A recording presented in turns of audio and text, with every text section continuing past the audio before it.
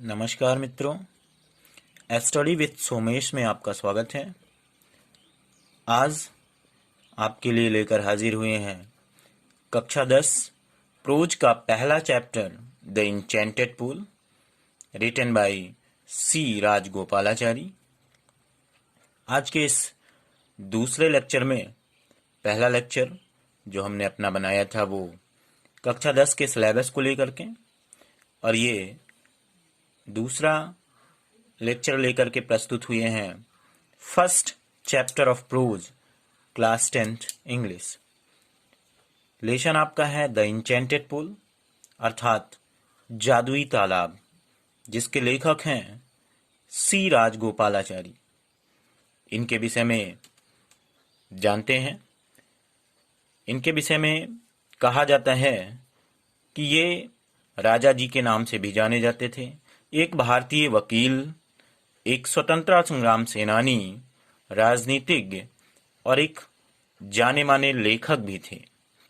तो इनके विषय में हम अबाउट द ऑथर पढ़ते हैं।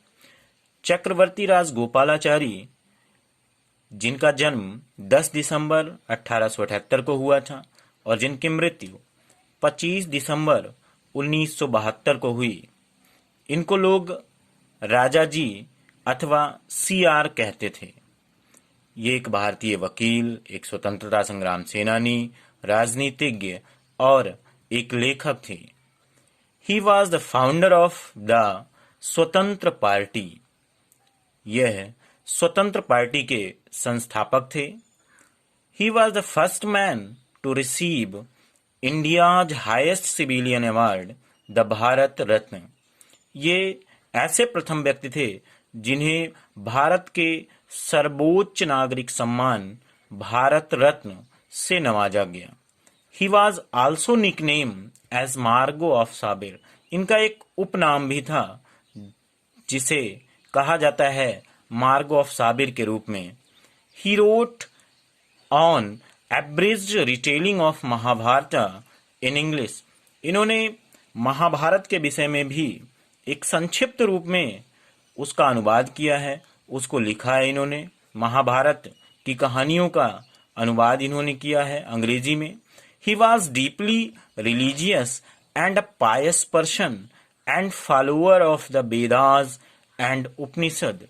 यह अत्यधिक धार्मिक प्रवृत्ति के और एक पवित्र व्यक्ति थे जो अपनी धर्म कर्म के कार्यों में विश्वास रखते थे, और ये वेद और उपनिषद को मानने वाले ऐसे व्यक्ति थे Chakravarti Rajagopalachari. Richard Casey, the फेवरर of from 1944 to 1946, regarded Rajaji as the wisest was in India. Richard Casey ये इनके प्रशंसक थे जिन्होंने 1944 से लेकर के 1946 तक इनको सबसे बुद्धिमान व्यक्ति यानी भारत का सबसे बुद्धिमान व्यक्ति के रूप में मानते थे।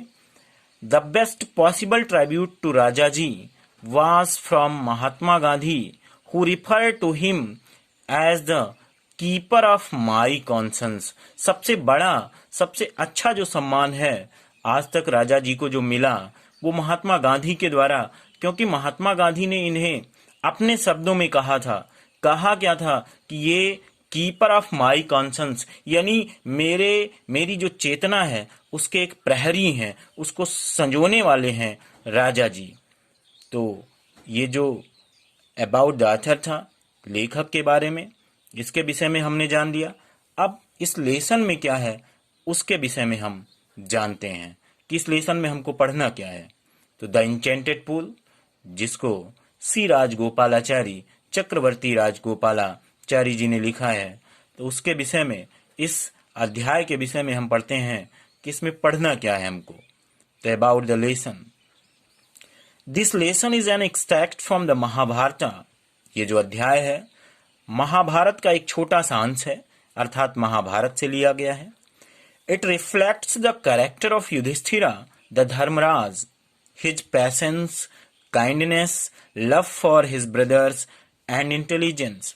यह युधिष्ठिर के चरित्र को जिन्हें धर्मराज कहा जाता था, उनकी बुद्धिमत्ता को, उनकी दयालुता को, भाइयों के प्रति जो प्रेम था और जो उनकी बुद्धिमानी थी, बुद्धिमत्ता थी, उसको प्रस्तुत करता है। He pleases Yaksha by giving satisfactory answers to his questions.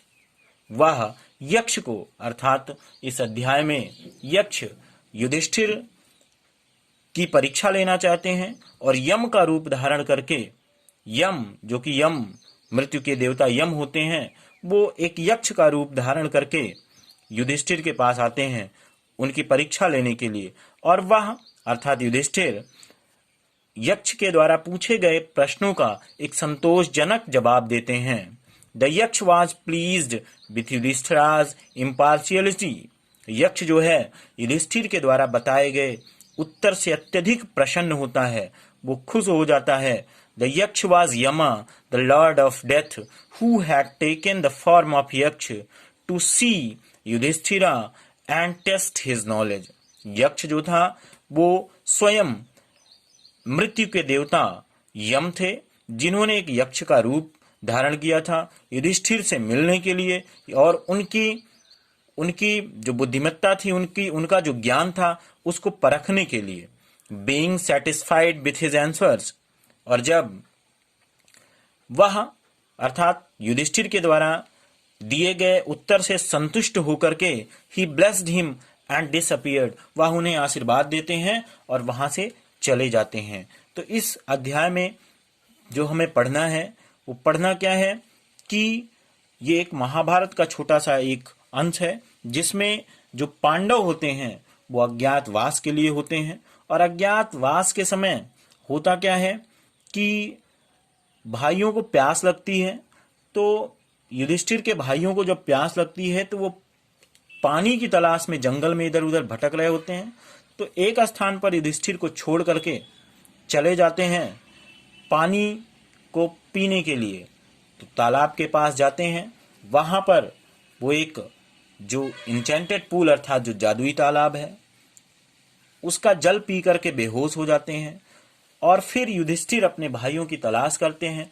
तो इस तरह से फिर यक्ष जो है उनकी परीक्षा लेता है, परीक्षा लेकर के फिर जो है युधिष्ठिर को आशीर्वाद देता है और वहां से चला जाता है।